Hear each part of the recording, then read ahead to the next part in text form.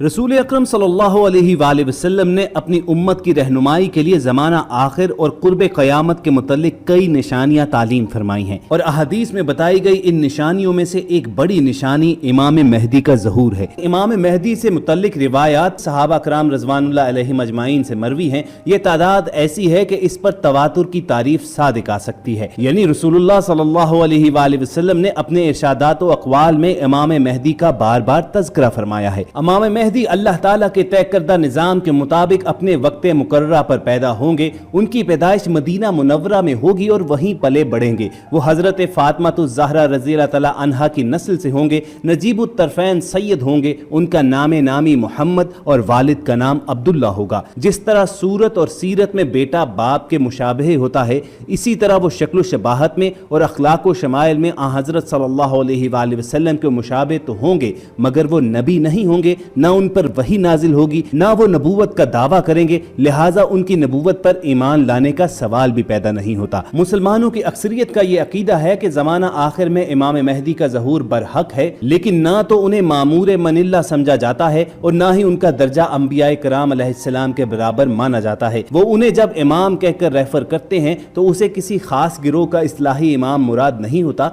बल्कि वो उसे पेशवा और रहनुमा के मानी में लेते हैं। चुनांचे ज़हूर महदी के बाद हमारे अकायद में कोई तब्दीली नहीं आएगी। खुद इमाम मेहदी हमारे अकायद में से किसी अकीदे में तब्दीली का तकाजा नहीं करेंगे, अलबत्ता वो सुन्नत के अहया की जानिब खूब मतवज्जे होंगे। ज़हूर इमाम मेहदी के मौके पर इमाम की बैत और मावनत करना कुरान और सुन्नत की पैरवी के मुखालिफ नहीं होगा, बल्कि उसके ऐन मुताबिक होगा। उनकी इमामत का मकसद अल्लाह की ज़मीन पर अल्लाह का निज़ाम कायम करना होगा। उनके बारे में मुख्तलिफ निशानियाँ अहादीस में बयान की गई हैं, जो मौलाना ज़फ़र इकबाल ने एक जगह जमा की हैं और उन्हें अपनी किताब इस्लाम में तसव्वुर इमाम मेहदी में बयान किया है। इमाम मेहदी की पहली निशानी उन्होंने ये बताई कि उनके पास रसूल करीम सल्लल्लाहु अलैहि वसल्लम का कुर्ता मुबारक और झंडा होगा, जिससे उनकी शनाख्त मुमकिन हो सकेगी।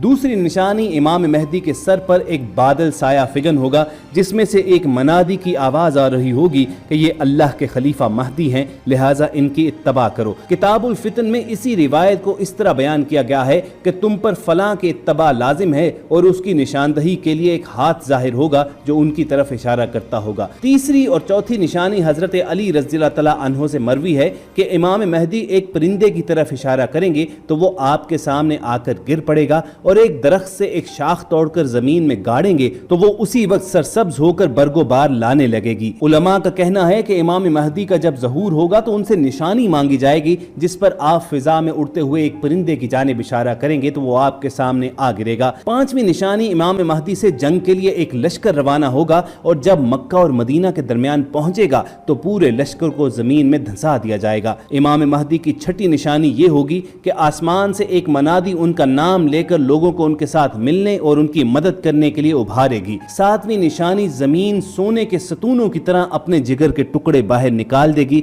हजरत अब्दुल्ला बिन मसूद रज़ियल्लाहु तआला अन्हु फरमाते हैं कि ये दीन मुकम्मल हो चुका और अब ये नुकसान की तरफ जाएगा, जिसकी अलामत ये होगी कि लोग कता ताल्लुक करेंगे, कता रहमी होगी, लोगों का माल ना हक लिया जाएगा, खून बहाना आम हो जाएगा, कराबतदार बीमार होगा लेकिन कोई उसकी अयादत करने ना जाएगा, साइल बार बार चक्कर लगाएगा लेकिन कोई उसके हाथ पर कुछ ना रखेगा।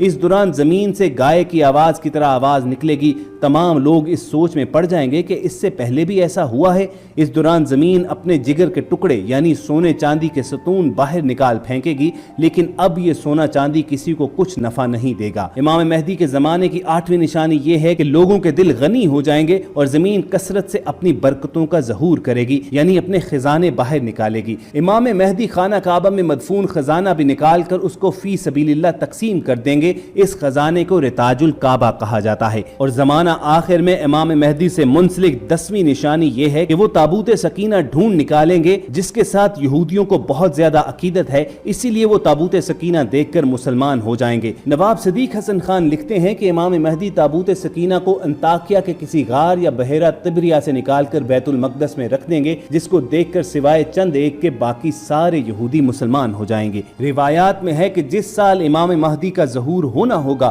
اس سال حج امیر کے بغیر ہوگا، مینا میں کسی بات پر لوگوں کے درمیان جھگڑا ہوگا جس کا انجام قتل و غارت گری پر ہوگا، حجاج کرام کو لوٹا جائے گا اور خوب خون ریزی ہوگی۔ اس دوران پوری دنیا سے 7 بڑے بڑے علماء بغیر کسی سابقہ تیاری کے مکہ مکرمہ آ پہنچیں گے اور امام مہدی کو تلاش کریں گے تاکہ ان کے ہاتھ پر بیعت کی جائے اور فتنوں کا خاتمہ ہو۔ جب یہ علماء امام مہدی کو تلاش کرنے میں کامیاب ہو جائیں گے اور علامات و اوصاف سے یہ کچھ زیادہ مشکل نہ ہوگا تو ان سے اپنی بیعت کی درخواست کریں گے۔ امام مہدی پہلے تو تردد کا اظہار کریں گے اور اس ذمہ داری سے بچنے کی کوشش کریں گے، لیکن جب ان علماء کا اصرار بڑھ جائے گا تو امام مہدی حجر اسود اور مقام ابراہیم کے درمیان ان سے بیعت لیں گے۔ پھر اسی دن عشاء کی نماز کے بعد عمومی بیعت ہوگی اور امام مہدی خطبہ ارشاد فرمائیں گے۔ خواتین و حضرات، اس نشانی سے صاف پتہ چلتا ہے کہ امام مہدی پہلے خود دعویٰ نہیں کریں گے، چنانچہ جتنے بھی لوگ امام مہدی ہونے کا دعویٰ کر چکے ہیں یا کریں گے وہ باطل اور جھوٹے ہوں گے۔ حضرت امام مہدی کے ظہور کے بعد کفار اور مشرکین اور یہود و نصارہ سے ان کی خون ریز جنگیں ہوں گی، حتیٰ کہ جنگ خلیج، جنگ قسطنطنیہ سے فارغ ہونے کے بعد دجال کا خروج ہو جائے گا جسے قتل کرنے کے لیے حضرت عیسیٰ علیہ السلام آسمان سے نازل ہوں گے۔ نزول عیسیٰ کے بعد حضرت امام مہدی علیہ رضوان کا کام چونکہ پورا ہو چکا ہوگا، اس لیے وہ حکومت و سلطنت اور دیگر تمام امور حضرت عیسیٰ علیہ السلام کے سپرد کر کے ان کے تابع ہو جائیں گے۔ آپ کی خلافت کی میعاد 7 یا 8 یا 9 سال ہوگی۔ بیعت خلافت کے وقت ان کی عمر 40 سال ہوگی۔ ان کی خلافت کے 7 سال دشمنوں سے جنگوں اور ملکی انتظامات میں گزریں گے، 8واں سال دجال کے ساتھ جنگ و جدل میں اور 9واں سال حضرت امام مہدی کا حضرت عیسیٰ کے ساتھ گزرے گا۔ اس حساب سے آپ کی عمر 49 برس کے قریب ہوگی۔ بعد ازاں امام مہدی کی وفات ہو جائے گی۔ حضرت عیسیٰ علیہ السلام نماز جنازہ پڑھائیں گے اور ان کی تدفین عمل میں آئے گی۔ ان کی وفات طبعی ہوگی اور انہیں بیت المقدس ہی میں سپرد خاک کیا جائے گا۔ تو خواتین و حضرات، یہ وہ روایات ہیں، یہ وہ علامات ہیں جن پر مسلمانوں کی کثرت اتفاق کرتی ہے،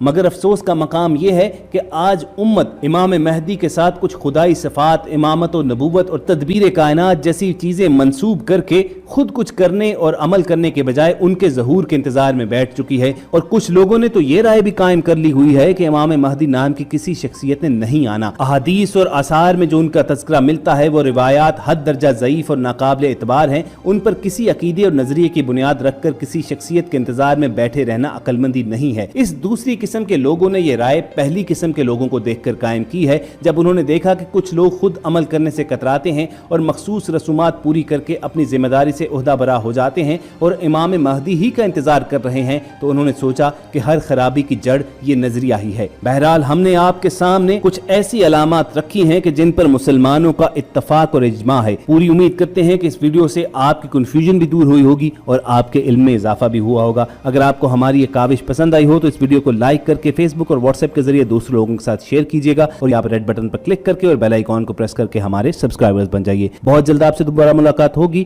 اللہ حافظ۔